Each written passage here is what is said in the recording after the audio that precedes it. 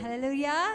Isang mapagpalang umaga po para sa ating lahat. Good morning. Praise the Lord. Sabihan niyo po ang inyong mga katabi, I'm glad you are here. I'm glad you're here.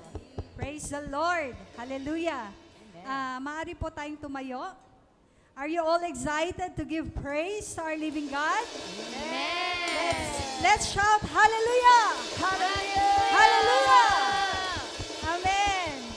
We give praise to our living God who is the God of Israel, who is the God of Jacob. Amen. In Acts 2, in Revelation 7, verse 9, after this I looked and behold, a great multitude that no one could number, from every nation, from all tribes and peoples and languages, standing before the throne and before the Lamb, clothed in white robes, with palm branches in their hands, and crying out with a loud voice, tayong lahat, salvation belongs to our God, who sits on the throne and to the Lamb. Amen. Hallelujah. Amen. So let us all give praise.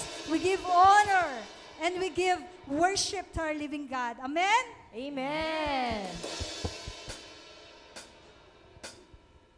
Amen. Let's prepare our hearts Hallelujah. to give praise to the Lamb of God.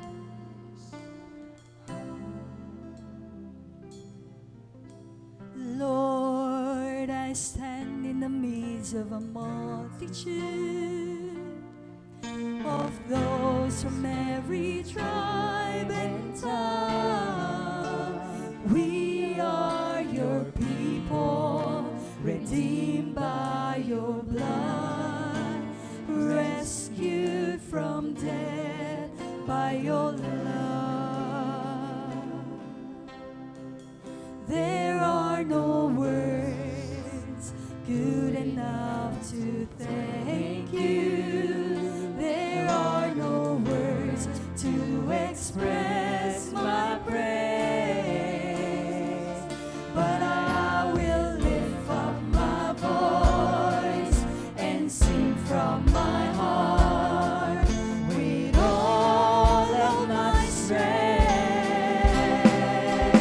Hallelujah, hallelujah, hallelujah, hallelujah to the Lamb. Hallelujah, hallelujah.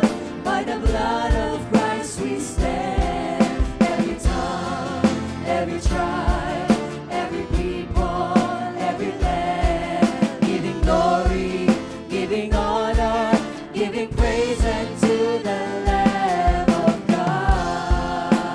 Once again we sing, Lord. Lord, I stand in the midst of a multitude of those of every tribe and tongue. We are your people, redeemed by your blood, rescued from death by your love.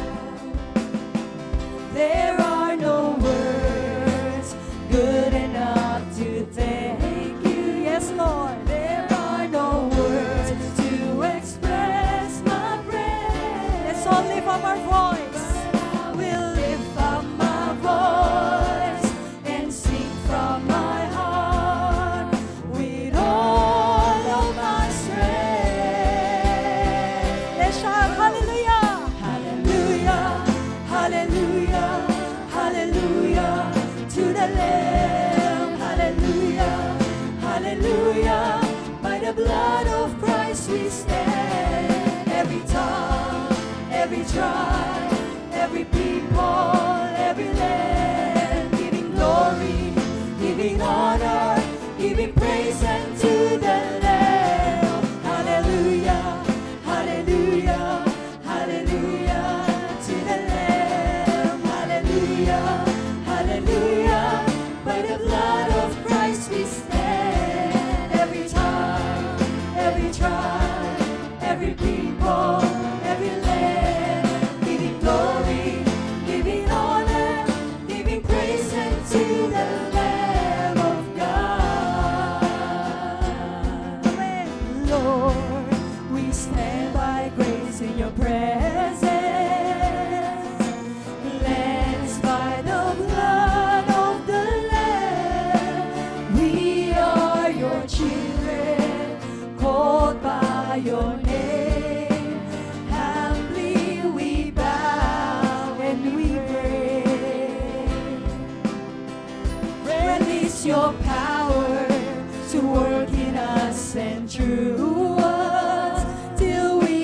changed to be more like you. And all the nations, and all the nations will see your glory revealed and worship you.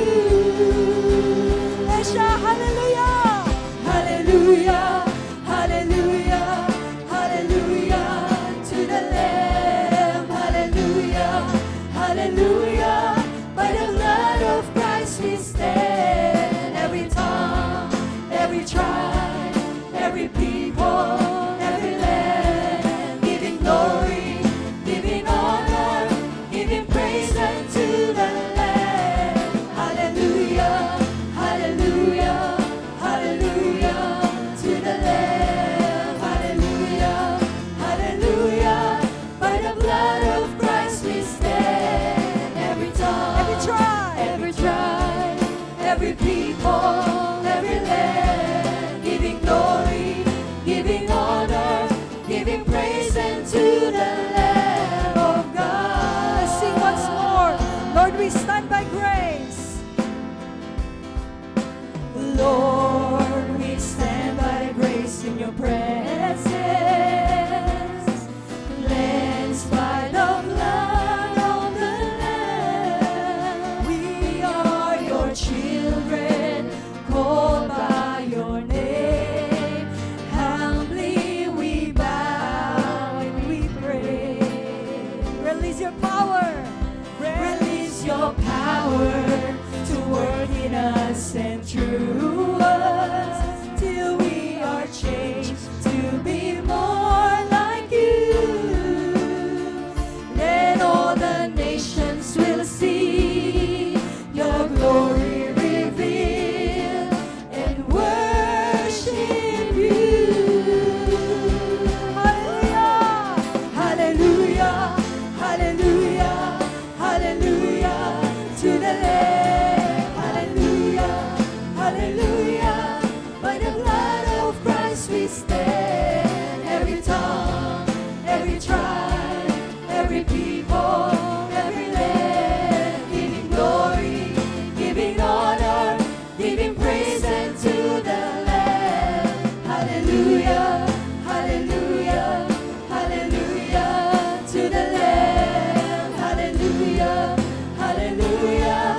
By the blood of Christ we stand. Every tongue, every tribe, every people, every land, giving glory, giving honor, giving praise unto the Lamb of God. Every knee shall bow, every tongue, and every tongue confess that you are Lord of all. Hallelujah, hallelujah, hallelujah to the Lamb. Hallelujah, hallelujah. By the blood of Christ we stand. Every tongue, every tribe, every people, every land, giving glory, giving honor, giving praise unto the Lamb. Hallelujah, hallelujah, hallelujah to the Lamb. Hallelujah, hallelujah. By the blood of Christ we stand. Every tongue, every tribe, every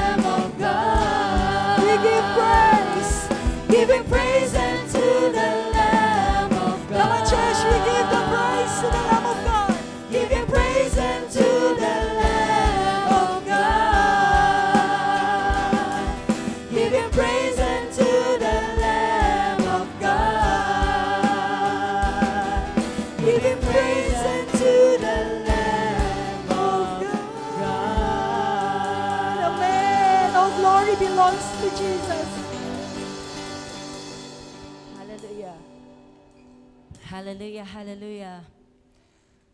Can we just say hallelujah to the Lamb?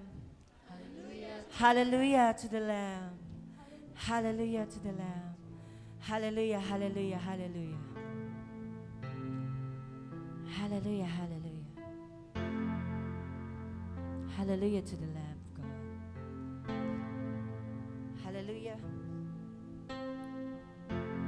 to the God that died for us. Hallelujah to Jesus, the Son of Man, who took away the sins and the consequences of it. Hallelujah, for no longer we are bound by the sins that we have and the death. Hallelujah, hallelujah. Together, let's just praise the God of Jacob. That every tongue and tribe shall praise the Lord. Hallelujah. Hail the Lion of Judah. For he is the only one that can open up the scrolls. He's the only one who sees our pain. He is the only one who sees our situation. Hallelujah, hallelujah. Together, let's sing this song. Hallelujah.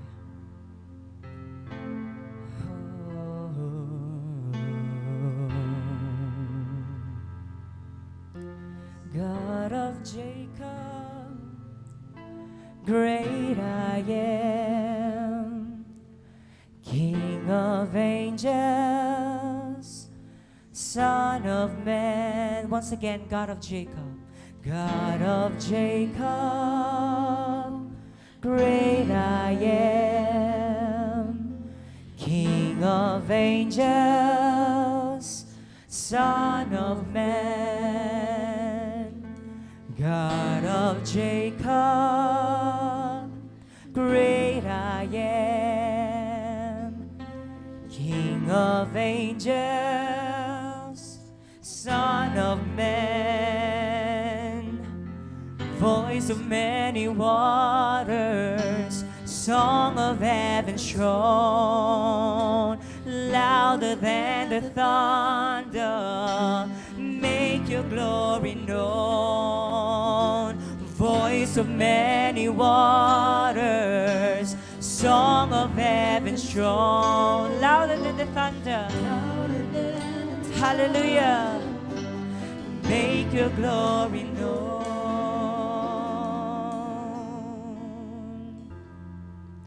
For hail, a Lion of Judah, let the lion roar. Hail, a Lion of Judah, let the lion roar. Together, hail, a Lion of Judah, let the lion roar. Hail, a Lion of Judah, let the lion roar. Roar, roar. Hallelujah, hallelujah. Once again. God of Jacob, great I am, King of angels, King of angels, Son of man. Once again. God of Jacob, great I am, King of angels, Son of man. Pride of Zion, Pride of Zion, prophet spoke. Our Messiah, flesh and bone. Pride of Zion, prophet spoke. Our Messiah, Jesus, the flesh and bone. For you alone are worthy to open up the scroll. Like the lamb you suffered, but the lion has arose. You alone are worthy to open up the scroll. Come on, sing it. Like the lamb you suffered, but the lion that arose. Hail, hail, Lion of Judah, let the lion roar. Sing hail, hail, hail, Lion of Judah, let the lion roar. Come on, let's lift our hands and sing this song to our God. Let the lion roar. Hail, hail, Lion of Judah, let the lion roar. Hail, hail, Lion of Judah, let the lion roar. Hail, hail, Lion of Judah, let the lion roar. Hail the Lion of Judah, hail the Messiah Jesus, let the lion roar. Hail, hail, Lion of Judah, let the lion roar. Roar, roar, roar. Sing, roar. Let your voices be heard. Let our roars be heard. Roar, roar. Once again, hail, hail, hail, Lion of Judah. Sing, let the lion roar. Sing it from our heart. Let the Spirit of God, let the Spirit of God sing for us. Hail, hail, Lion of Judah, let the lion roar. Hail, hail, Lion of Judah, let the lion roar. Roar, roar. Come on now. Roar, roar,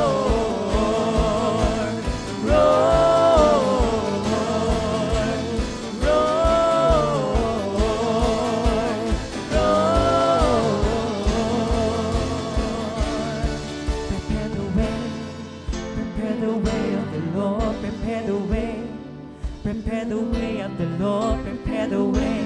Come on now. Prepare the way of the Lord, prepare the way. Prepare the way in our hearts. Prepare the way in our minds. Prepare the ways in our families. Prepare the way for the Lord. For the Lord wants to speak in our lives. The Lord wants to enter our hearts. Prepare the way. Prepare the way of the Lord. Prepare the way. Come on. Prepare the way of the Lord. Prepare the way. Prepare the way of the Lord. Prepare the way. Prepare the way of the Lord. Prepare the way. Prepare the way of the Lord. Prepare the way. Prepare the way of the Lord. Prepare the way. Prepare the way of the Lord. Prepare the way. Prepare the way of the Lord. Oh valley, prepare the ways up. Oh mountains, be made low. Oh valley, be raised up. Oh mountains, be made low. Oh valley, be raised up. Oh mountains, be made low. Oh valley, be raised up. Oh mountains, be made low. Oh valley, be raised up. Oh mountains, be made low. Oh valley, be raised up. Oh mountains, be made. Prepare the way, prepare the way. Prepare the way of the Lord. Prepare the way. Prepare the way of the Lord in His church. Church, prepare the way. Prepare the way for the Lord. Prepare the way. Prepare the way of the Lord. Prepare the way. Prepare the way. Prepare the way of the Lord. Prepare the way. Hallelujah. For hail, hail, Lion of Judah, let the lion roar. Hail, of Judah, let the lion roar. Church, let's raise our hands and declare and hail the Lion of Judah, the Lion of Judah who died for you. Let's lift our hands, lift our hands. Hail, hail, Lion of Judah, let the lion roar. Hail, hail, Lion of Judah, let the lion roar. Hail, hail, Lion of Judah, let the lion roar. Receive, receive the Lord. Let the lion roar. Hail, hail, Lion of Judah, let the lion roar.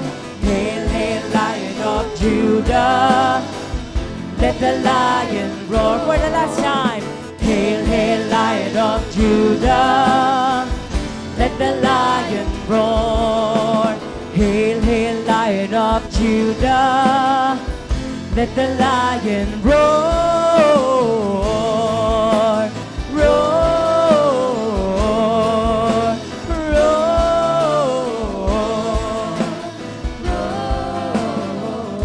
roar. Hallelujah. Let your fire fall, let your wind blow, let your glory come down. Let your fire fall, let your wind blow, let your glory come down. Holy Spirit, come down. Let your fire fall, let your wind blow, let your glory come down. Let your fire fall, let your wind blow, let your glory come down. Come on, with the most sincere and authentic heart, let's sing this song and receive the Spirit of the Lord. Let your fire fall, let your wind blow, let your glory come down. Let your fire fall, let your wind blow, let your glory come down. Let your fire fall, let your wind blow, let your glory come down. Let your fire fall, let your wind blow, let your glory come down. Let your fire fall, let your wind blow, let your glory come down. Let your glory and fall on my face. Come on, receive. And Holy Father, rest in this place. Come on now. Let your glory and honor fall on my face. Holy Father, Holy Father, rest in this place. Rest in this place. Rest in this place. Come on. Rest in this place. Prepare the way. Prepare the way of the Lord. Prepare the way. Come on, prepare the way for the Lord. Prepare the way. Prepare the way for Jesus. Prepare the way. Prepare the way of the Lord. As we receive the word today, let's prepare our hearts. Let's prepare our minds, our spirit. Prepare the way. Prepare the way for the Lord. Prepare the way. Prepare the way of the Lord. Prepare the way. Prepare the way of the Lord. Prepare the way. Prepare the way of the Lord. Prepare the way. Prepare the way of the Lord. Prepare the way. Prepare the way of the Lord. Prepare the way. Prepare the way of the Lord. Prepare the way. Prepare the way of the Lord. Prepare the way. Hallelujah. For hail, hail, Lion of Judah, let the lion roar. Hail, hail, Lion of Judah, let the lion roar. Let our voices be heard today. The Lord is here, and He wants us. He wants His children to praise Him and hail, hail the Lion of Judah. Let the Lion roar, hail the Lion of Judah. Let the Lion roar, hail the Lion of Judah. Let the Lion roar. Continue to sing. Hail the Lion of Judah. Let the Lion roar. Hail the Lion of Judah. Let the Lion roar. Hallelujah. Hail the Lion of Judah. Let the Lion roar. Continue to sing. Hail the Lion of Judah. Let the Lion roar. Come on, church. Hail the Lion of Judah. Let the Lion roar. Hail the Lion of Judah. Let the Lion roar. Hail the Lion of Judah. Let the Lion roar.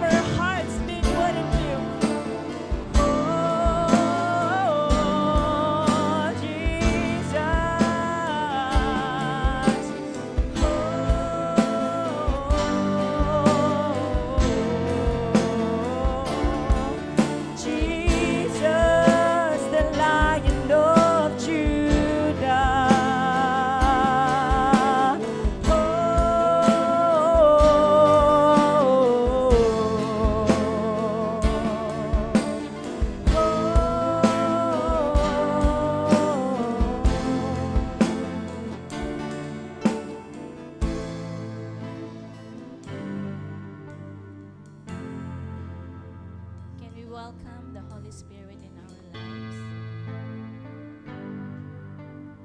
As we sing this song, let us personally ask the Holy Spirit to fill us today, and may His glory shine upon our face.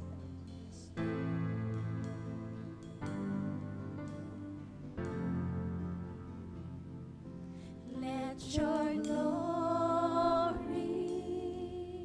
Let's sing it from our hearts.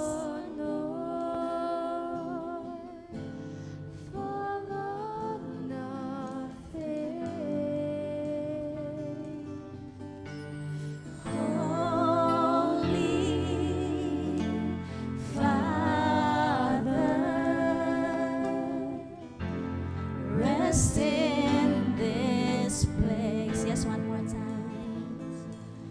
Let your glory. Yes, Jesus, let your glory. Fall on my face. Holy Father, rest in this place. Yes, one more time. Let your glory and honor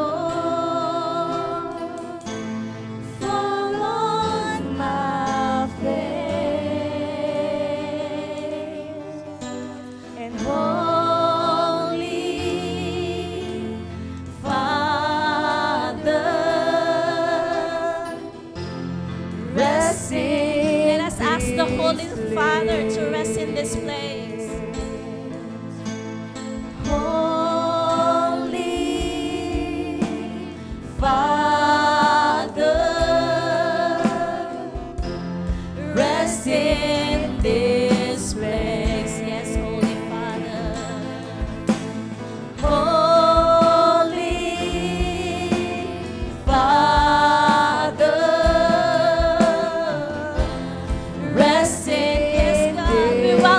your spirit. We welcome your presence in this place, oh God. Holy. Yes, let us continue to ask the Holy Father to rest in this place. Let us ask His Spirit to fill this place and fill and touch each and every one of us today. That whatever situation we are in right now, that God will move, that God will do something in our midst as we listen to His word today. We believe, yes, believe it in your heart. Believe it in your heart that God will do something in your situation, in your family, in whatever circumstance you are experiencing right now. Believe in your heart that God can do miracles, that God can do something. Hallelujah. Yes, Lord, we welcome you. We welcome you. We welcome your presence. We welcome you, Holy Spirit. We welcome you. Oh, Holy Father, may you rest. May you rest in this place. Oh God, oh God. This is our very desire this morning. That your glory will shine and rest in this place, oh God. Oh Jesus, may you pass by this place and look into our hearts, look into our soul. May you move. May you move, Lord. Let your spirit freely move upon our midst today as we listen to your word.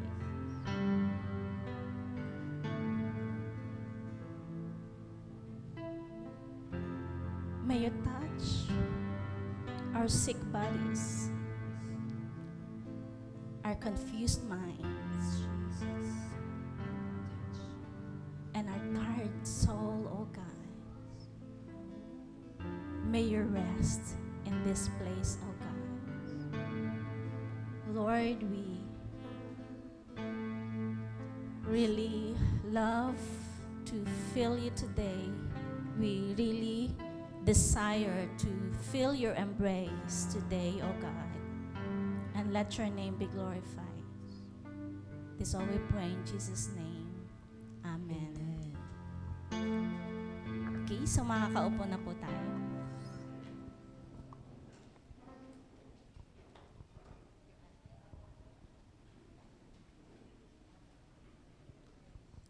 Okay, so good morning! Good morning everyone! Good morning din po sa lahat ng nanonood sa atin online. So batiin nga po natin ang ating mga katabi ng mapagpalang umaga sa iyo, kaibigan. Yay! Okay, so bago pa tayo mag-start, meron po bang bago sa ating kalagitnaan? Yung first time lang po nag-attend dito sa ating church. Meron po ba? Okay. Pwede po bang tumayo? Okay, wala. Okay, so welcome po sa lahat ulit. Okay, so sa ngayon naman po, okay, so let's settle down everyone na and let's go to another form of worship which is giving our tithes and offering. So lahat po ba may hawak na ng envelope? And are we ready to give to the Lord? Amen. Okay. So, let's pray na po for our tithes and offering. Yes, God. Yes. Hallelujah. Thank you, Father God. Thank you, Lord. And we continue to praise and glorify your name in this place, O God. God, we come before you with thankful and humble hearts. Ikaw lamang, Panginoon, ang aming Panginoon. Yes, our provider. In times of our need, we recognize every big and little things that you do in our lives. Father, you have been so good and faithful to your church and of course to your people. And today, Father God, as we return a portion ng mga blessing na binigay mo sa amin, naniniwala po kami na you will provide for all our needs. Not just, of course, financially, but even our very heart's desire, O Father. Bless our crops, our businesses, o sa lahat, Panginoon, ng pinagkukuhanan namin ng yaman, Lord. Bless these tithes and offerings, and guide us in using them wisely for the work and for the furtherance of your kingdom. We thank you, O Father God. We thank you. We bless you, and this all we pray in Jesus' name. Amen. Amen. So, pakipasa na po yung ating mga basket. Okay, kung napapansin nyo po, wala po sila Pastor Dan and si Mo Claire. So, last night po is bumiyahe sila papuntang Manila. So, tomorrow po, flight po nila papuntang Hong Kong. So, 2 weeks po sila sa Hong Kong. Mag-a-attend po sila ng couples camp. So, let's pray po. Mag-pray po tayo for their safety, for their safe travel, at po yung pag-i-stay nila doon for 2 weeks. So, yun lamang po. Kaya naman, are we ready to receive the Word of God today? Ready na po ba ang lahat? Amen. Okay, so let's get ready. Yung mga Bible pa natin, ilabas na our notepad and our ballpen. And let's welcome our preacher for today, Pastora Marquis Oliviano. Hello. Good morning once again. Okay, so let us continue to study our core values. Pwede po bang tingnan natin yung core values natin?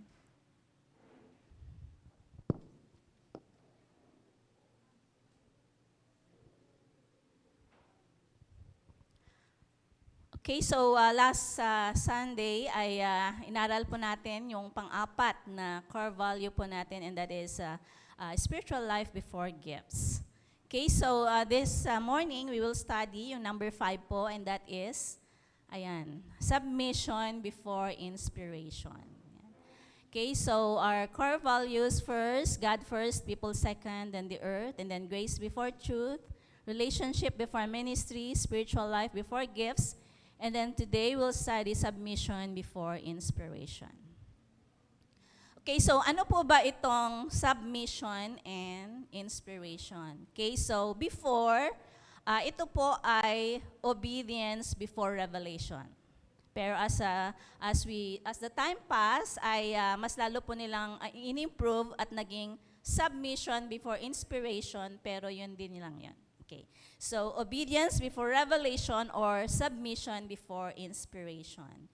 Okay, so ano po ba yung submission? Okay, so ito po yung the action of accepting to a superior force or to the will or authority of another person. So, ang submission ay it is humility, it is meekness, or acceptance, o kaya consent, o kaya compliance, or obedience. So, ito po yung submission. And then, ano po ba yung inspiration? Ito po yung revelation. Okay. So, ang inspiration po is a sudden, brilliant, creative, or timely idea na kapag inutusan ka, yung parang hindi mo pa alam yung gagawin mo, pero as you obey, yung revelation, magkakaroon ka ng timely thought o kaya timely idea na ito po ay brilliant. Okay? So, ito po yung inspiration or revelation. At hindi lamang basta idea, ito ay creative idea. Okay? So, ngayon, aralin po natin yung buhay po ni Saul and even si David. Di ba last Sunday, inaral po natin yung buhay ni Saul? Aaralin pa rin po natin siya, si Saul at saka si David. Okay, so pwede po bang basahin natin yung 1 Samuel chapter 16. Let's read verse 1. Okay, so now the Lord said to Samuel. So ito po yung time na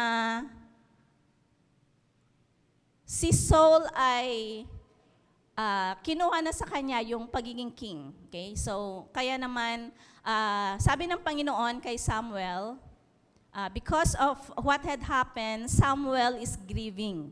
Okay? So, dito po sa chapter 16, ito po yung sinabi ng Panginoon kay Samuel.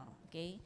So now the Lord said to Samuel, "How long will you mourn for Saul, seeing I have rejected him from reigning over Israel?"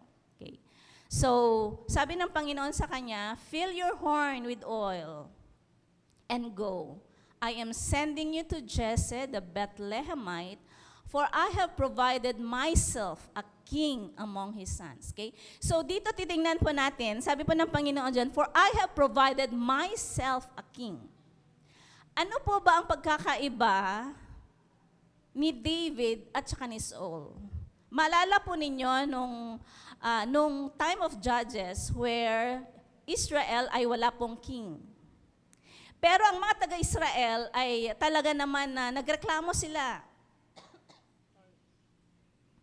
Sinabi nila sa Panginoon na kailangan namin ng king. Bigyan mo kami ng king.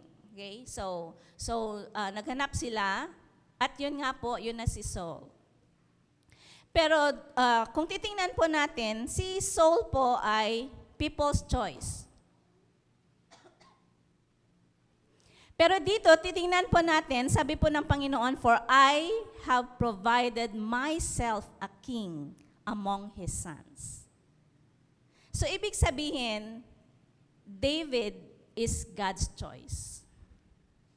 Nakita po natin yung difference ni Saul at saka ni David. Si Saul po ay people's choice, si David, God's choice. Okay. So, let's jump doon po sa verse 10. So, ito na yung dumating si Samuel sa bahay ni Jesse. Thus, Jesse made 7 of his sons pass before Samuel. At ito na pipili na si Samuel. Kung sino sa anak ni Jesse ang sinasabi ng Panginoon. And Samuel said to Jesse, "The Lord has not chosen this." 11. And Samuel said to Jesse, "Are all the young men here?" Then he said, "There remains yet the youngest, and there he is, keeping the sheep." And Samuel said to Jesse, "Send and bring him, for we will not sit down till he comes here." Verse 12. So he sent and brought him in. Now he was ruddy, with bright eyes, and good looking. And the Lord said, "Arise, anoint him, for this is the one." And in verse 13, then Samuel took the horn of oil and anointed him in the midst of his brothers. And the Spirit of the Lord came upon David from that day forward. So Samuel arose and went to Ramah. Okay, so point number 1 po natin, submission and inspiration. Okay. So, ano po ba yung submission? Ipinakita po dito ni David kung ano po ba yung submission. Kung papasinin po natin, nung dumating po si Samuel at sinabi niya kay Jesse na meron sa anak mo ang pinili ng Panginoon to be the king. Pero ang present po ni Jesse ay yung mga anak niya na 7. Pero nakalimutan ni Jesse na may anak pa pala siya. Na, sabi niya doon, yung youngest, yung bunso, nandun siya, keeping the sheep. Pero, ano pa ba yung sinabi ni Samuel? Samuel is very sensitive sa leading ng Panginoon. So, sabi ng Panginoon, wala dyan. Okay. So, yun na, nung dinala na si David sa harap ni Samuel, ni-reveal ng Panginoon kay Samuel na siya yung i-anoint ng Panginoon. Pero ano po ba yung submission na ito, na ipinakita po ni David? Ang una ay, David submitted dun sa command ng kanyang tatay na mag-alaga ng mga sheep. Okay? Kaya naman, nandun siya nag-aalaga. Okay? Hinayaan lang yan, yung mga kapatid niya na gawin kung ano yung gusto nila. Okay? So, this is an example na kahit na, kung titingnan po natin, nakalimutan ni Jesse yung anak niya. So, isipin sana ni David, tong tatay ko na to, parang di ako anak. 'Di ba? Meron tayong mga ganong isip o kaya mga attitude kung minsan na, bakit sila lang ang pinipresent mo kay Samuel? Hindi mo ba ako anak? O, 'di ba? Pero kung titingnan po natin, wala pong ganong isip si David. Basta kung ano yung sinabi ng tatay niya, ginagawa niya. Okay? Hindi niya sinabi niya, bakit ako lagi? Ay, narinig po ba natin yon? Dahil ba bunso ako laging nautusan, maghugas ka ng plato, ading. Mag-igib ka ng tubig. Ako na lahat. Pero tingnan po natin yung attitude ni David na kung ano yung sinabi ng kanyang tatay, mag-alaga ka ng tupa doon. Pumunta siya. Okay? So, that is an example of submission. Walang reklamo, ginawa niya kung ano yung pinapagawa ng tatay niya. Okay? And then, next, another example ay, doon po sa chapter 17 ng 1 Samuel, doon po sa verse 17 hanggang 20. This is another command kay David na kailangan niyang gawin. Okay?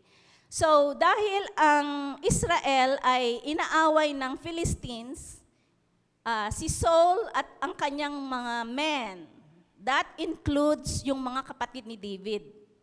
Okay? So, nandun sila, nakipaglaban sa Philistines. So, ano yung command ng tatay niya sa kanya? Verse 17, so Saul said to his servants, "Provide me now a man who can play well and bring him to me." No. 17. 1 Samuel 17.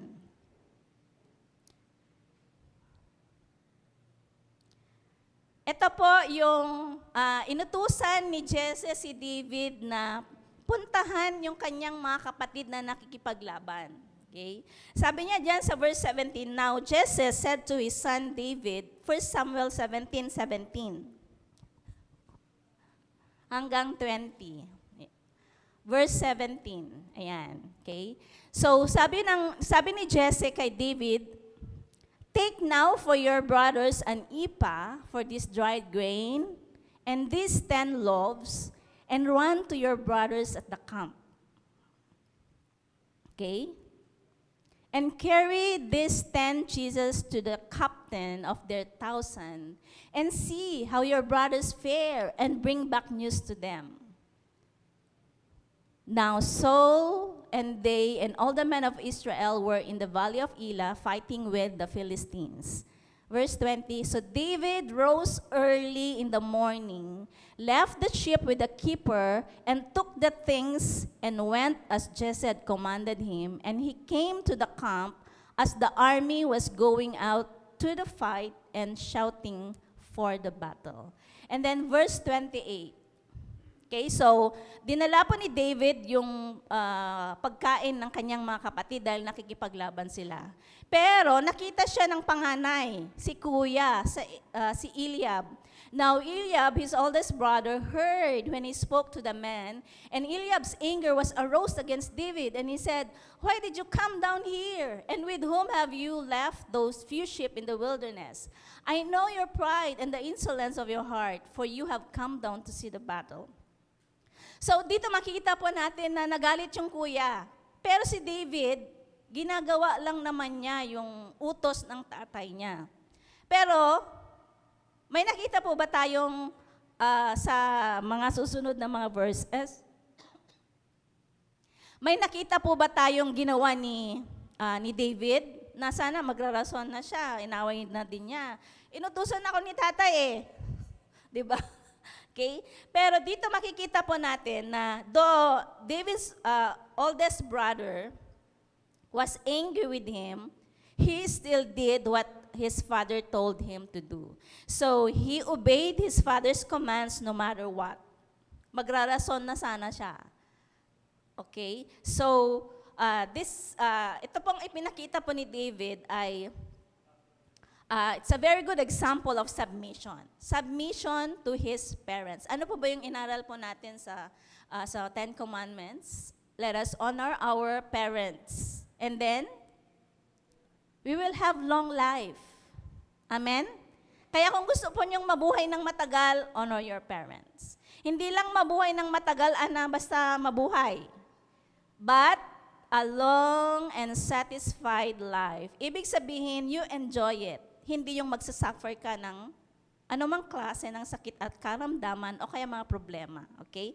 So, this is an example of submission. Yung ipinakita po ni David na hindi niya inisip yung mga sasabihin ng iba, mga kapatid niya. Okay? Basta kung ano yung sinabi ng tatay niya, yun yung ginawa niya. Okay? And then, ano po ba yung inspiration? Ano yung example naman ang ipinakita dito? Okay? Doon po sa verse 1 kanina ng chapter 16. Okay?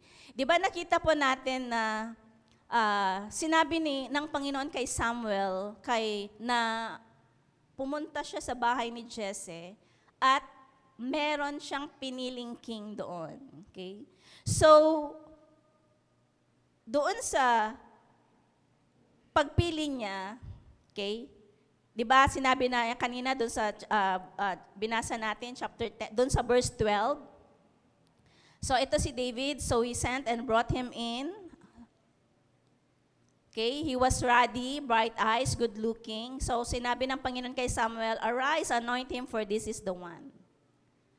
So as David obey kung ano man yung ipinapagawa ng kanyang tatay, ito yung revelation. This is the inspiration na siya ay magiging king. Kaya naman pala, no doubt, na pinili siya ng Panginoon. Because si David po ay tinaguri ang, ano po si David? Siya po yung a man after God's heart.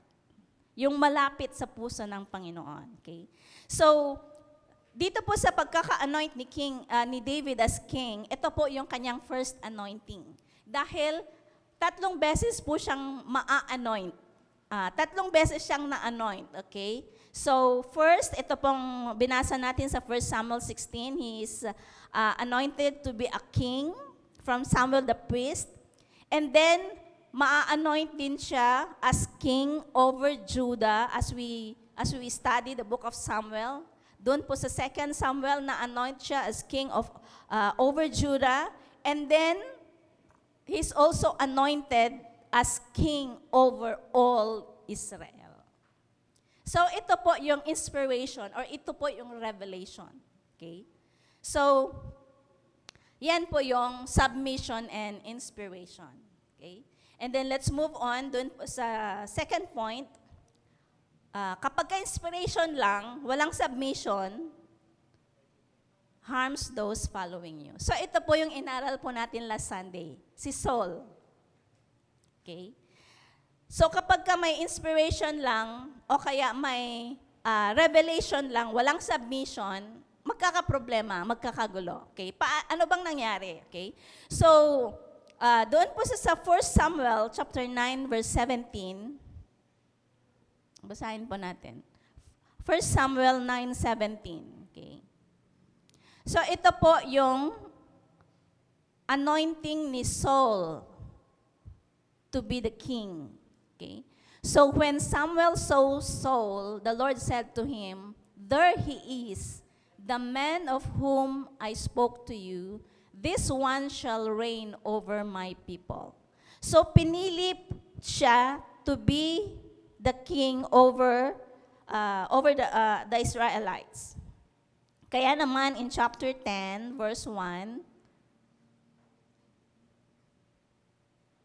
1 Samuel chapter 10, verse 1, then Samuel took a flask of oil and poured it on his head and kissed him and said, is it not because the Lord has anointed you commander over his inheritance?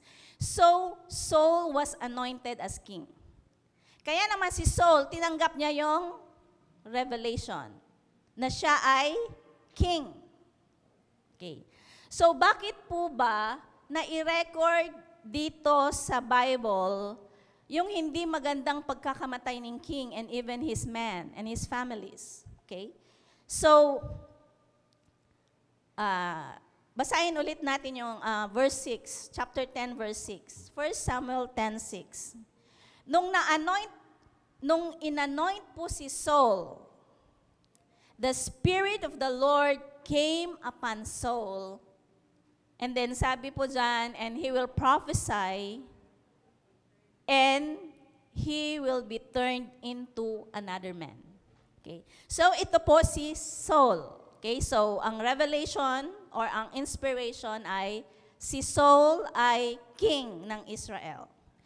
Pero bakit po ba siya hindi maganda yung ending niya? 'Di ba nung Sunday inaral po natin, nag-start ng tama si Saul, pero natapos ang kanyang buhay na hindi maganda. Okay? So ano po bang nangyari? Because of his disobedience. Ano po ba yung mga disobedience na ginawa niya? Okay, first, doon po sa 1 Samuel chapter 10 verse 8. So ito po yung command ng Panginoon kay Saul na hindi niya ginawa. Okay. Sabi niya dyan, "You shall go down before me to Gilgal, and surely I will come down to you to offer burnt offerings and make sacrifices of peace offerings. 7 days you shall wait till I come to you and show you what you should do." So ito kasing pangyayari na ito ay, it is a test.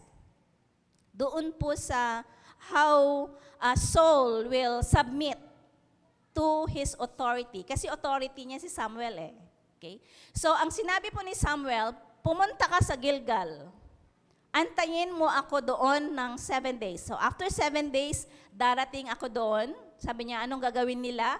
They will offer burnt offerings and make sacrifices for peace offerings. Okay? So it's a very simple instruction. Okay? So ano po bang nangyari? Okay? So sa panahon po na yan ay merong gyera ang Israel at saka Philistines. So ibig sabihin, Saul as king, he's leading his men to fight for the Philistines. Okay.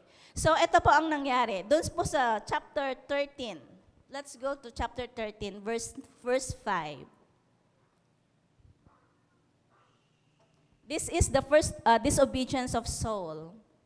Then the Philistines gathered together, okay? So ito po ay nung nagkakaroon ng war ang Israel at saka Philistines, ay ito po, ang Philistines ay very strong po sila. Okay? So sabi po dyan, then the Philistines gathered together to fight with Israel. So meron silang 30,000 chariots. Meron silang 6,000 horsemen. And people as the sand which is on the seashore in multitude. So ito po ang strength ng Philistines during the time. Okay? And they came up and encamped in Michmash to the east of Beth-aven. Verse 6. When the men of Israel saw that they were in danger, ayan, for the people were distressed. So parang nahihirapan na yung mga men ng Israel, including Saul, okay? So then the people hid in caves. So ito yung mga ginawa ng mga taga-Israel dahil nakita po natin, napakalakas ng Philistines, ang dami nilang men, di ba? Okay? So the people were distressed dahil dito sa nakikita nila, parang natatalo na ang Israel. So ano po yung ginawa nila? The people hid in caves, in thickets, in rocks, in holes, and in pits. And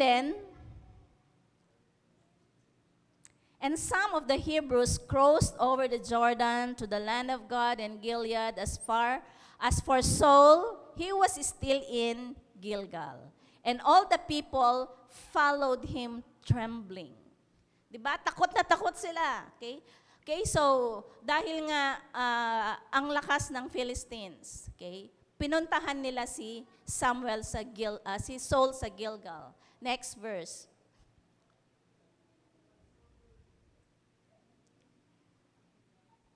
Then he waited 7 days. Dahil yan ang command ni Samuel, di ba? Pumunta ka sa Gilgal, antayin mo ako 7 days. Mag-o-offer tayo. Okay?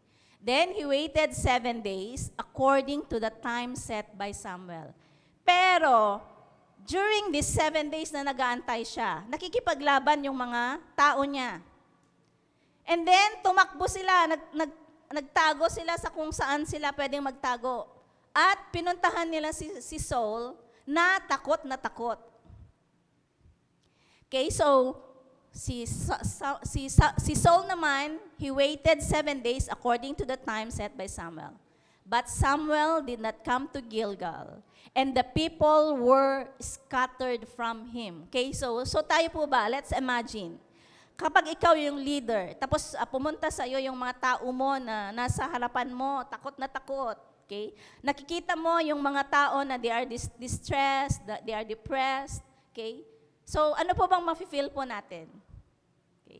So, sa yan po yung sitwasyon na kinakaharap po ni Saul.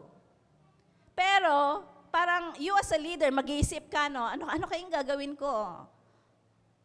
Okay? So, parang gusto mong pumunta na din para makipaglaban, di ba? Parang you want to do something na para naman to ease the tense, yung tension. Okay? Na-experience nyo po ba yon? Na sa isang sitwasyon na nandun yung tension, ay parang gusto mo you act kaagad. You act immediately. You want to act immediately. Pero yung patience mo to wait for Samuel, parang si Saul kasi ayaw niyang makipaglaban na hindi siya nag-i-inquire sa Panginoon. So kailangang mag-offer siya muna bago siya makipaglaban. Pero ano po bang nangyari? Verse 9. So Saul said, parang hindi niya na ma-bear yung tension na gusto na niyang gawin.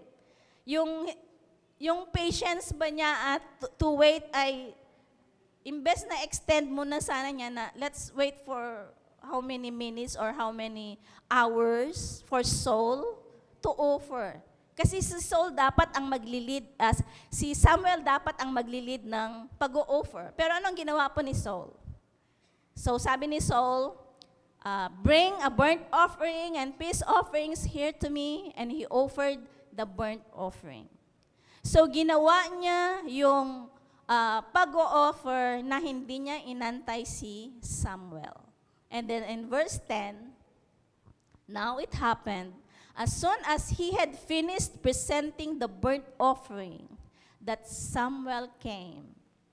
Minutes na lang o kaya oras lang sana ang pagtitimpi dun sa feeling na meron siya, dun sa feeling na nakikita niya yung mga tao niya na natatakot. Nung natapos siyang nag-offer, tsaka dumating si Samuel. And Saul went out to meet him that he might greet him. Tayo po ba as parents, di ba kapag nasugatan yung anak natin, parang ayaw na nating patagalin pa para hindi na mahirapan yung anak mo? Parang ganun yung feeling ni Saul. Kaya naman, nag-offer na siya. And then verse 11, and Samuel said, "What have you done?" Saul said, "When I saw that the people were scattered from me, and that you did not come within the days appointed, and that the Philistines gathered together at Michmash. Then I said, the Philistines will now come down on me at Gilgal. Baka papunta na yung mga kalaban dito. Parang ang fear niya ay papatayin din siya. Okay? So, Saul, full of fear siya that time. And I have not made supplication to the Lord. Therefore, I felt compelled and offered a burnt offering. And then in verse 13, and Samuel said to Saul, "You have done foolishly. You have not kept the commandments of the Lord your God, which he commanded you. For now, the Lord would have established your kingdom over Israel forever." And then in verse 14, "But now your kingdom shall not continue. The Lord has sought for himself a man after his own heart, and the Lord has commanded him to be commander over his people, because you have not kept what the Lord had commanded." So this is the first disobedience of Saul. Na sabi niya doon, king ako ako yung leader. Okay? So nai-reveal sa kanya na he is the king. Kaya naman, wala siyang submission. Parang just to extend sana yung paghihirap niya o kaya ng kanyang kalooban. 'Di ba kapag yung time na natatakot tayo o kaya nasasaktan tayo, parang gusto natin ay mawala agad 'yon. Okay? So yun yung ginawa ni Saul. Pero dinisobey niya yung command sa kanya na pumunta ka sa Gilgal, antayin mo ako doon ng 7 days at mag-o-offer po tayo. Okay, so the first disobedience of Saul ay he offered an unlawful sacrifice. Okay, na hindi dapat siya. Dahil sa panahon po na yan, okay, so remember, bakit kaya iniisip natin yun lang na ginawa niya, mapapunish na siya? During the time of Israel kasi, nung naisulat po ito, very strict sila sa pag-o-offer. Na ang mga pwedeng mag-offer lang ay ang mga priest. Okay? So maalala po ninyo yung pinatay ng Panginoon na nahawakan lang niya yung Ark of the Covenant. Very strict kasi sila that time na ang priest lang ang pwedeng mag-offer. Okay, so grabe itong ginawa ni Saul. Kaya naman, tinanggal sa kanya yung pagiging king. So, Saul overstepped authority and made sacrifice due to fear. Dahil sa takot niya na baka puntahan siya ng mga kalaban, mga taga-Israel, at hindi pa siya nakakapag-inquire sa Panginoon, kaya ginawa niya na hindi naman dapat niyang gawin. Kung minsan sa atin, di ba, parang we obey because we fear. We obey because yun ang sinabi ng ating boss, yung parang hindi natin ginagawa yung inuutos sa atin without love and respect. Kasi kung may love and respect sana si Saul kay Samuel, ay inantay siya. Okay? So, ganun din po sa atin. Ano po ba yung mga inuutos sa atin? Like, sa bahay na lang, maghugas ng plato. Kung labag sa kalooban natin at ginawa lang natin yun just to comply doon sa inuutos sa atin, di ba? Hindi maayos. Baka may mga naiwan pang kanin sa plato kaya, o kaya sa fork, o baka naiwan pa yung mga kaldero. Hindi maganda yung resulta. Okay. So yun po yung nangyari doon. So ginawa ni, si Saul po ay, na-overpower niya yung kanya pong sacrifice. Na-overpower po niya yung authority po niya. Okay, so Saul overstepped authority and made sacrifice due to fear. Okay. So yan po yung first na disobedience po ni Saul.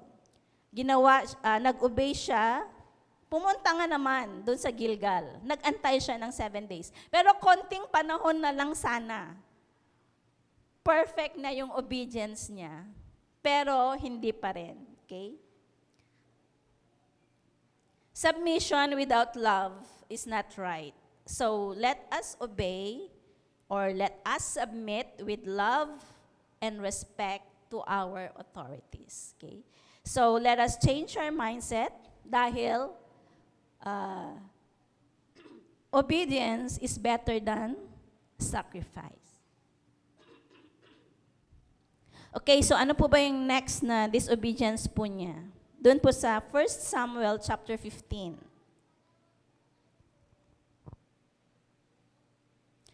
This is another command kay Saul as king of Israel. Doon sa 1 Samuel chapter 15, pwede bang mag-start tayo ng verse 1?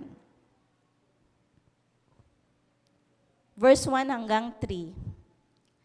So Samuel said to Saul, this is another command, the Lord sent me to anoint you king over his people, over Israel. Now therefore, heed the voice of the words of the Lord. Thus says the Lord of hosts, I will punish Amalek for what he did to Israel. So ito po yung gustong gawin ng Panginoon. The Lord will punish Amalek for what he did to Israel. How he ambushed him on the way, when he came up from Egypt. Verse 3. Now go, so ito yung command kay Saul, now go and attack Amalek and utterly destroy all that they have. And do not spare them, but kill both men and women, infant and nursing child, oxen, sheep, camel, and donkey. So ito po yung command ng Panginoon. Okay? As king over Israel, sabi ng Panginoon kay Saul, pumunta ka doon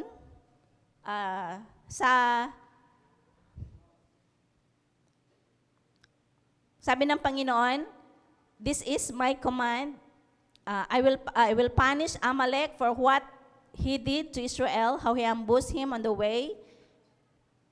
And then this is the command of the Lord. Verse 3, now go and attack Amalek and utterly destroy all. Okay. So hindi po sinabi ng Panginoon dyan na yung mga hindi lang maganda, yung hindi lang maayos, okay? Yung hindi lamang importanteng tao. Okay? So sabi po ng Panginoon, destroy all that they have. Okay? So yung mga tao, including yung mga alaga nilang hayop. Sabi ng Panginoon dyan, do not spare them, but kill both man and woman, infant and nursing child, oxen, sheep, camel, and donkey. Okay? And then in verse 7, so eto na, pumunta si Saul. Pumunta nga naman. Okay? So, nag-obey siya. Okay? And Saul attacked the Amalekites from Havilah all the way to Shur, which is east of Egypt. Verse 8, let's read hanggang verse 15, okay? So he also took Agag, king of the Amalekites, alive and utterly destroyed all the people with the edge of the sword. Okay, so pansinin po natin, balik muna sa 8. Di ba ang command ng Panginoon ay patayin lahat? Hindi niya sinabi dyan na spare mo yung king, si Agag. Pero anong ginawa ni Saul? He also took Agag, king of the Amalekites, alive and utterly destroyed all the people with the edge of the sword. And verse 9. But Saul and the people spared Agag and the best of the sheep, the oxen, the fatlings, the lambs, and all that was good, and were unwilling to utterly destroy them. But everything despised and worthless that they utterly destroyed. Ano yung command ng Panginoon? Destroy all. Lahat. Pati yung alaga nila. Pero ang ginawa ni Saul, in-spare niya si King Agag. And then ano pa ba? The best of the sheep, the oxen, the fatlings, the lambs, and all that was good, and were unwilling to utterly destroy them. But everything despised and worthless that they utterly destroyed. And then, verse 13. Let's jump doon po sa verse 13. Okay? So, hindi ginawa ni Saul partial obedience. Diba? Pumunta naman siya, pinatay niya yung mga iba. Pero, hindi niya ginawa. Okay? So, then Samuel went to Saul and said to him, "Blessed are you." Nung nagkita na sila, si Saul tsaka si Samuel. Sabi ni Saul kay Samuel, "Blessed are you of the Lord. I have performed the commandment of the Lord." Verse 14, but Samuel said, "What then is this bleating of the sheep in my ears, and the lowing of the oxen which I hear?" Ano din tong mga naririnig ko? Pinatay mo ba lahat? Ano ba yung rason niya? Tingnan nga natin yung verse 15. And Saul said, "They have brought them from the Amalekites, for the people spared." Hindi niya sinama yung sarili niya. "For the people spared the best of the sheep and the oxen, to sacrifice to the Lord your God, and the rest we have utterly destroyed." So, parang nagrason pa siya, hindi namin pinatay. Lahat. Sinave namin yung best, yung mga magaganda para i-offer natin sa Lord. O, di ba? Pero ano yung command ng Panginoon sa kanya? Destroy all. And then in verse 21, inulit niya yung rason niya. But the people took of the plunder, sheep and oxen, the best of the things which should have been utterly destroyed, to sacrifice to the Lord your God in Gilgal. Yung command ng Panginoon ay patayin lahat. Pero Hindi po niya ginawa. Hindi kumpleto yung kanyang obedience. Partial obedience is still disobedience. Kulang yung ginawa niya. Okay? So, kung minsan, ganun din po tayo, di ba? Pag may inuutos sa atin, maglinis ka ng bahay. O yung mga nakikita lang natin, pero dun sa mga ilalim ng mga upuan, di natin nawawalisan, di ba? Partial obedience is still disobedience. Okay? So, maging din po tayo, kapag wala po tayong love and respect, dun sa authority po natin, parang ang hirap gawin yung mag-obey completely. So, yun po yung disobedience po ni Saul. Ano po bang naging result? Okay? Result of Saul's having inspiration but no submission. Okay? Doon sa 1 Samuel 31:6. So this is the result of Saul's partial obedience. Wala siyang submission. Ang natanggap lang niya, siya yung leader, siya yung king. Okay? So Saul, his 3 sons, his armor bearer, and all his men died together that same day. So yun po yung result ng kanya pong kawalan ng submission. Okay? So, inspiration without submission. Okay. So, inspiration without submission harm even those following you. And then, sa point number 3 po tayo, live out submission before inspiration. We must know our position. Okay. Okay, so ito naman, si David naman po ito. Okay, so medyo mahaba-habang kwento ito dahil si David, siya na po yung king. Di ba, anointed na siya ni Samuel. Pero hindi pa rin siya nag-reign dahil nga ayaw bumaba ni Saul. Familiar ba yung sitwasyon? Di ba? Okay, so live out submission before inspiration, know your position. Okay. Nagtatago si David dahil gusto siyang patayin ni Saul. Okay, so naglalaban, nag-aaway yung dalawa na yan. Dahil nga doon sa jealousy na meron si Saul, dahil si David na ang papalit sa kanya. Okay, so parang politika lang din ngayon, ano? So nagtatago po yan. So nag-aaway silang dalawa. Doon sa 1 Samuel chapter 26, verse 7 hanggang 11, ito po yung unang pagkakataon na si David ay pwede na niya sanang patayin si Saul freely. Walang ka-effort, okay?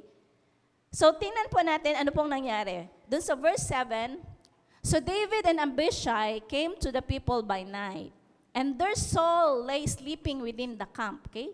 So natutulog po si Saul. Nadatnan sila ni David tsaka ni Abishai. Yung Abishai niya, yung pinaka-bodyguard niya. Okay? And then, yung spear ni Saul ay naka-stuck dun sa ground by his head. And Abner, si Abner naman po ay bodyguard ni Saul. Maging si Abner ay tulog.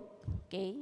And Abner and the people lay all around him. Okay? So, pinalimutan naman sila ni Saul. Okay? So, nasa gitna si Saul, yung mga men niya, yung mga bodyguard niya, pinalimutan siya, pero tulog sila lahat. Okay? And then in verse 8, then Abishai said to David, God has delivered your enemy into your hand this day. Now, therefore, please let me strike him at once with a spear, right to the earth, and I will not have to strike him a second time. So parang walang ka-effort na mamatay na sana si Saul and his men. And then in verse 9,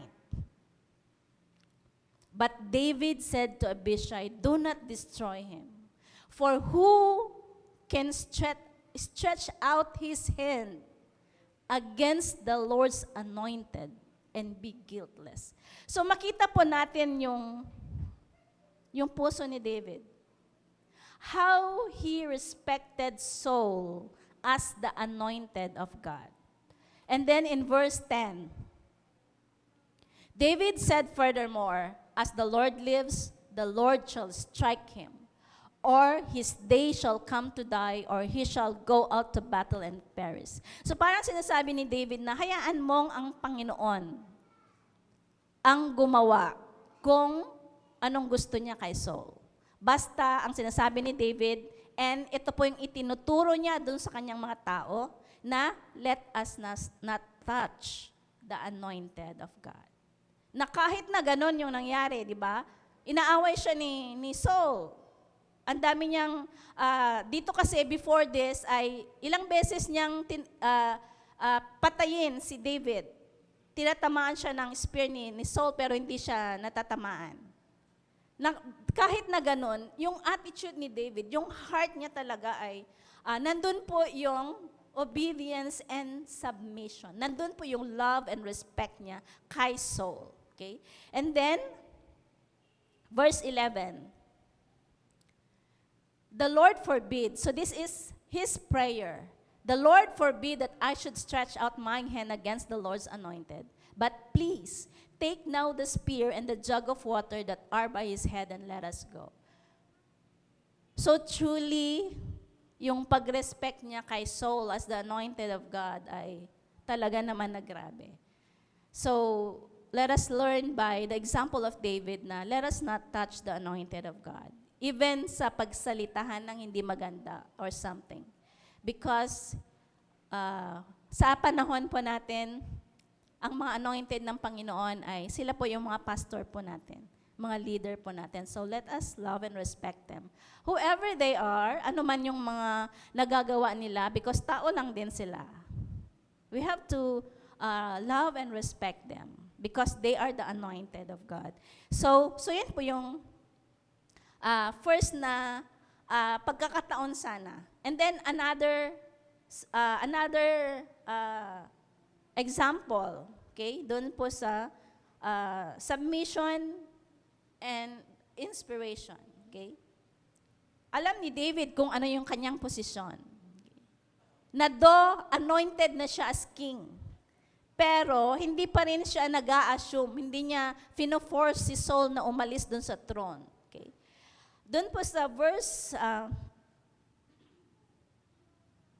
24, this is another scene kung saan ay malaya sanang patayin muli si Saul. Chapter 24, verse 1 to 7. Now it happened when Saul had returned from following the Philistines that it was told him saying, so ito yung talagang hinahanap ni Saul si David para patayin siya. Okay, so may nakapagsabi sa kanya, sabi, take note, David is in the wilderness of En-Gedi.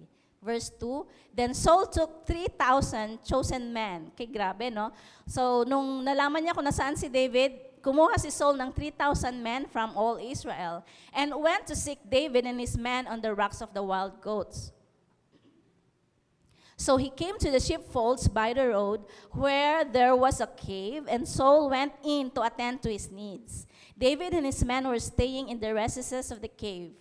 And then verse 4, then the men of David said to him, this is the day which the Lord said to you, behold, I will deliver your enemy into your hand, that you may do to him as it seems good to you. And David arose and secretly cut off a corner of Saul's robe. Okay, so walang kamalay-malay muli si Saul at saka yung kanyang mga tao. Okay, ano yung ilang tao yung kanina? 300,000? 3,000 chosen men. Okay, so si Saul merong 3,000 chosen men, pero anong nangyari? Malayang nakapunta si David doon sa malapit sa kanya, at ang ginawa niya, and David arose and secretly cut off a corner of Saul's robe. And then verse 5, now it happened afterward that David's heart troubled him because he had cut Saul's robe. Verse 6, and he said to his men, the Lord forbid that I should do this thing to my master, the Lord's anointed, to stretch out my hand against him, seeing he is the anointed of the Lord. And verse 7, so David restrained his servants with these words, and did not allow them to rise against Saul. And Saul got up from the cave and went on his way. That is David, the anointed one, the anointed of God, the anointed king, and a man, after God's own heart. Okay? So, the Lord's anointed na sinasabi po diyan, dahil anointed din si Saul, na ibig sabihin, he is now enjoying yung pagka-anointed niya. Pero dito ipinapakita na si David, pinapakita niya yung unfailing reverence sa anointed ng Panginoon. Tularan po sana natin si David. Let us respect our anointed one or our anointed leaders. Okay? So, if we want to live out submission before inspiration, we must know our positions. Ano po bang dapat gawin? We must know our position. Sa bahay, kung anak ka, magasta kang anak, hindi magulang. Kahit na mas mataas po yung pinag-aralan po natin kaysa yung mga magulang po natin. Let us love and respect our parents. Kung tayo po ay member sa isang organization naman at meron tayong leader, let us know our position na member po tayo. Kapag ka may mga problem o kaya kailangang i-deal o kaya pag-usapan, let us know our position na we are members. Huwag nating i-overpower yung atin pong leader. Okay? Huwag po tayong mag-act as leader dahil meron po tayong leader. Kung sa office naman ay subordinate tayo at meron tayong may mga boss po tayo. Let us act as subordinate, hindi yung mag-act na parang tayo yung boss. And then, sa kung saan man po tayo ngayon, okay, let us know our position. Okay? Let us not overpower our parents na nagdidesisyon na tayo sa pamilya, hindi natin kinoconsider yung mga magulang natin. Let us not overpower our bosses, our leaders. Sabi ko nga, kahit na mas mataas yung pinag-aralan po natin kaysa sa kanila, they are still our authority. So this is the core value of 611. Submission before inspiration. Okay, so as I end, gusto ko pong i-share yung akin pong very short na testimony. Okay. So, it is God's design na dinala ako ng Panginoon sa church na God allowed me to study hanggang sa matapos ko ang aking masteral degree. And my desire ay talagang mag-work sa outside, either in a private or a government institution. And I really praise God for that dahil I believe na it is God's design na narating ko yung ganitong taas ng pag-aaral. And never in my mind na naisip ko na magpo-full time ako sa ministry at isi-set aside ko na lahat yung mga na-achieve ko. During the time na nasa process pa lang ako na minomold ako ng Panginoon dahil, of course, I am also a human at may mga ugali din akong hindi maganda. Dahil nga, ang bawat isa po sa atin ay iba-iba yung environment na kinalakihan po natin. So, in the government, nasa budgeting kasi ako kung ano yung na-appropriate for a certain project or certain item, hindi mo kailangang baguhin yan. This is law na kailangang sundin.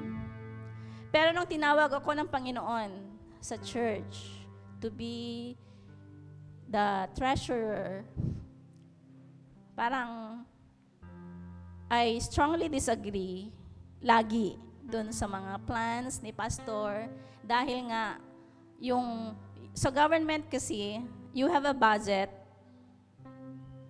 and you have a plan.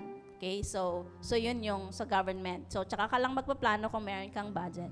But in the church, it's a very opposite. Magpa-plan ka muna bago ka hihingi kay Lord ng budget. Pero of course, dun kasi ako na mold sa government na process. Kaya naman, I strongly disagree. Lahat, pagka may mga activity sinasabi si pastor, sabi ko, hindi pwede, walang budget, wala tayong pera. Pero I realize as time pass at habang pinaprocess ako ng Panginoon na hindi pala dapat, me as subordinate na mas mababa kesa sa kanila, I need to submit sa kanila. And I really praise God dahil God opened my heart and my mind na I need to accept na yung opposite, magplano ka muna bago ka mag-pray ng budget.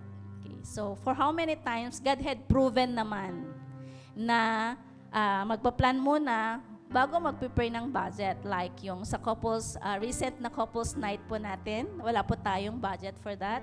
But as I obey and agree na, sige, gawin natin. And God provided it. So, with this kind of attitude na meron ako, I've realized na hindi pala dapat na ino-oppose yung leader. Kailangang mag-submit. Dahil siya yung kinakausap ng Panginoon. At sa kanya ibinibigay yung, sa kanila ni Ate Claire, sa kanila binibigay yung revelation. So, I really praise God dahil God changed me na kailangan kong mag-submit sa kanila and respect them. Though sinasabi niya na hindi siya natapos, yung ganon, but I really believe that they are the ones na pinili ng Panginoon at inanoint to lead us dito po sa Philippines. Kaya naman, yung submission ko and respect to them ay talaga naman na grabe. But it's all because of God. It's all because of the Lord. With my own, talagang hindi ko ito kaya. Pero with the help of the Holy Spirit ay nakakayanan ko. And even for this time na kahit pagka sinasabi na akong magturo, kahit na one day before, yung parang magre-resist ka sana na wala pa akong ituturo, hindi pwede. Pero mag-yes ka muna before you pray for a revelation. For how many times na-prove ko na po ito? Okay? So pag sinasabi ni Pastor na assign ako na magturo ka, and then I say yes, and then I prayed, Lord, anong ituturo ko? And the Lord will reveal. Okay? So, submission before inspiration. Let us love and respect our authorities. And ano man yung pinapagawa nila sa atin, let's do it. Let's obey completely. Hindi po yung partial obedience. Amen. Amen. Okay, so that's all for today. Pwede po bang tumayo tayong lahat and let us worship our God. It's not by our might nor by our power, but by the Spirit of God. Ang hirap pong gawin ito, yung magpakumbaba po tayo. Lalo na kung alam nating mas nakakaangat tayo kesa dun sa mga nag-uutos sa atin. Let us ask the Holy Spirit to be with us so that we can do ito pong ipinapagawa ng Panginoon na we have to submit to our leaders. We have to obey our parents, our leaders, our authorities, yung mga superior po natin sa office, yung mga boss po natin kung nasa business world po tayo. Let us ask the Holy Spirit to help us to obey and humble ourselves before the Lord. Let us worship. Prepare the way of the Lord, prepare the way.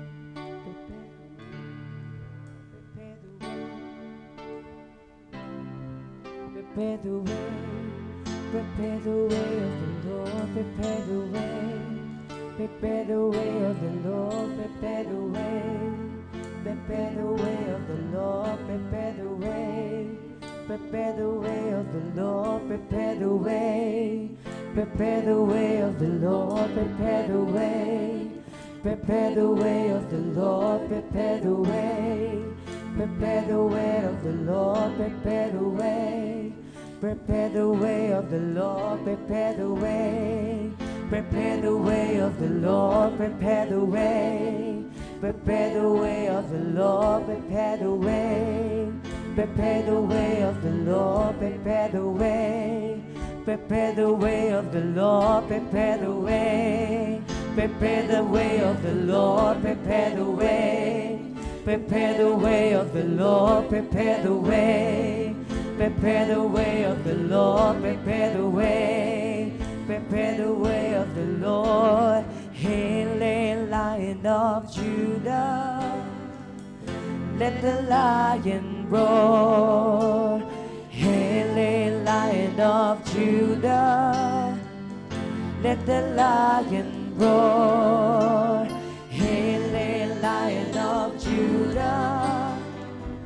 Let the lion roar. Hail, Lion of Judah. Let the lion roar. Roar.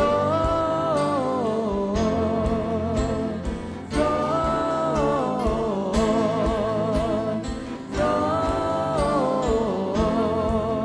Roar. Let your fire fall, let your wind blow, let your glory come down. Let your fire fall, let your wind blow, let your glory come down. Let your fire fall, let your wind blow, let your glory come down. Let your fire fall, let your wind blow, let your glory come down. Let your fire fall, let your wind blow, let your glory come down.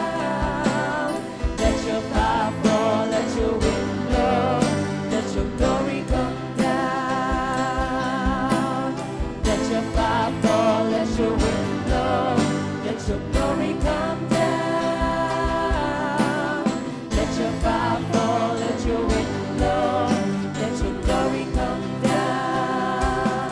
Let your glory and honor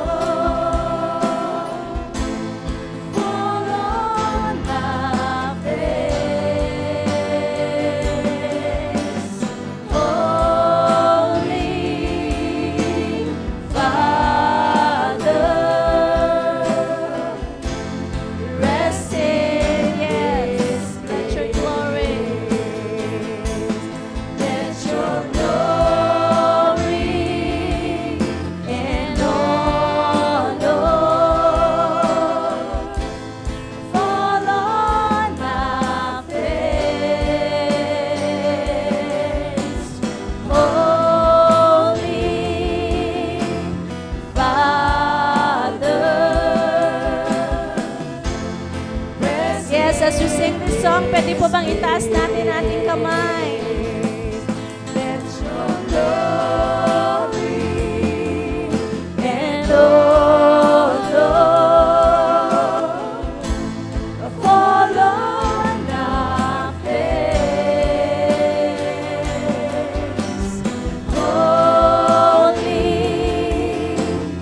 Father, Yes, one more time. let your glory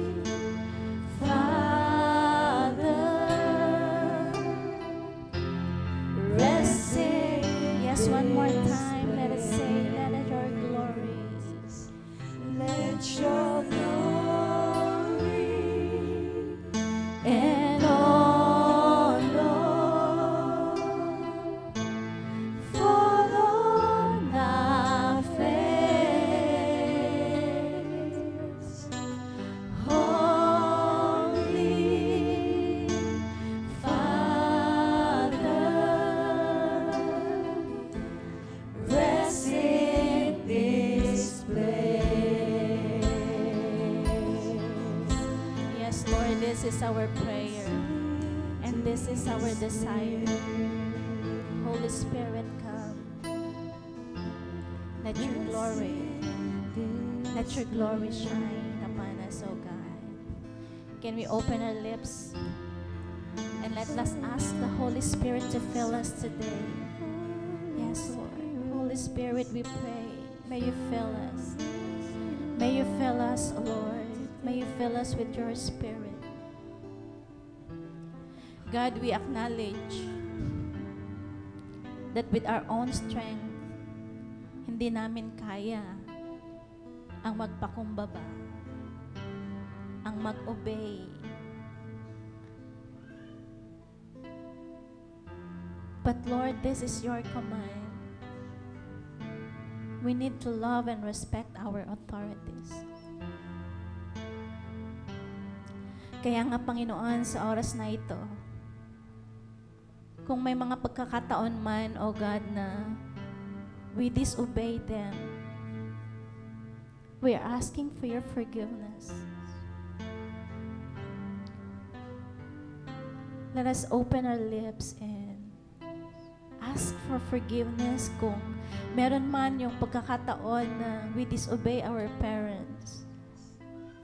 We disobey our superiors, our authorities.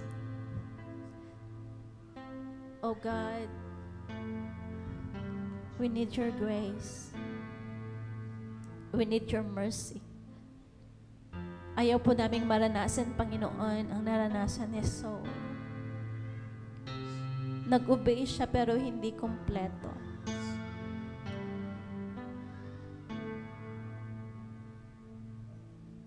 Lord, we pray, may you help us. Na kahit na mahirap, Panginoon, may you help us to obey. May you help us to submit, O God, to our authorities. We pray for your Holy Spirit, God, to be with us. Sa araw-araw, Panginoon, na buhay namin. Sa office, sa bahay, sa church, sa kung anong organization, Panginoon, kami nabibilang. God, we pray, may you help us to submit to our authorities. Maging, Panginoon, sa kung saan kami naroroon, sa anong barangay kami, saang city, saang province. Lord, may you help us to submit, O God, to our authorities. Even, Lord, to the nation, the Philippines, Panginoon, kung saan kami nabibilang.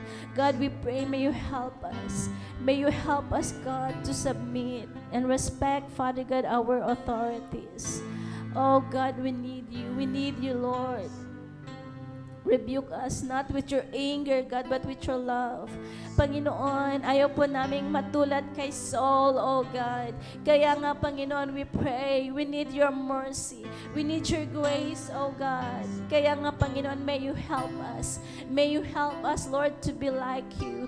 May you help us, oh Lord God, to be like David, na Panginoon, kung ano man yung iniutos sa kanya, ginagawa niya, Panginoon, without considering, Panginoon, yung mga taong nasa paligid niya, without considering, Panginoon, kung ano yung iisipin, Panginoon, ng mga ng iba. Kaya nga, Panginoon, we pray, Father God, for your Holy Spirit to help us. Panginoon, may you also help us, Panginoon, to display your glory, Panginoon, lalong-lalo na kung wala kami sa church. Lord, every day, sa anumang mga ginagawa po namin, Panginoon, as we go, Panginoon, sa office, Lord, sa trabaho, God, we pray, may you help us to display your glory, Panginoon, sa aming buhay. At malaman po nila, Panginoon, that we are your child. We are your children, O Lord. Panginoon, hayaan mong ang glory mo, Panginoon, ay magningning sa amin pong buhay, O God. Na, Panginoon, even though others are disobeying, but still, Lord, we will not follow them. But, Lord, we will follow kung ano yung sinasabi mo, Panginoon, that we need to obey our authorities. We need to submit, Panginoon, to our authorities, O God. Kaya nga, Panginoon, may you help us. Lord, may you cover us, Panginoon, with your blood. May you clothe us, Panginoon, with humility, O God, in the name of Jesus, in the name of Jesus. And Lord, let your name, Lord, be glorified sa amin pong mga buhay, O God. Lord, with this value, Panginoon, na itinuturo mo sa amin, Panginoon, tulungan mo nga po kami, Panginoon, na magawa namin ito, O God. And Lord, maraming salamat, Panginoon, because today, Lord, you have opened our hearts and even our minds that we need to submit, oh Lord God, to our authorities. And so, Lord God, we just thank you, Father God, for today. We even thank you, Father God, for your words, Panginoon, na narinig po namin. May these words, oh God, remain in our hearts, oh God. And that, Lord, i-remind mo kami, Panginoon, every day, Panginoon, ng aming buhay, that we need to submit. We need to submit, Panginoon, sa amin pong mga authorities. And Lord, we just want, Father God, to exalt you, God, for what you have done today. And Lord, sa pagkakataong ito, God, I just want, Father God, to speak blessing, Panginoon, sa lahat ng mga kapatid na ito, even, Father, sa amin, brothers and sisters online.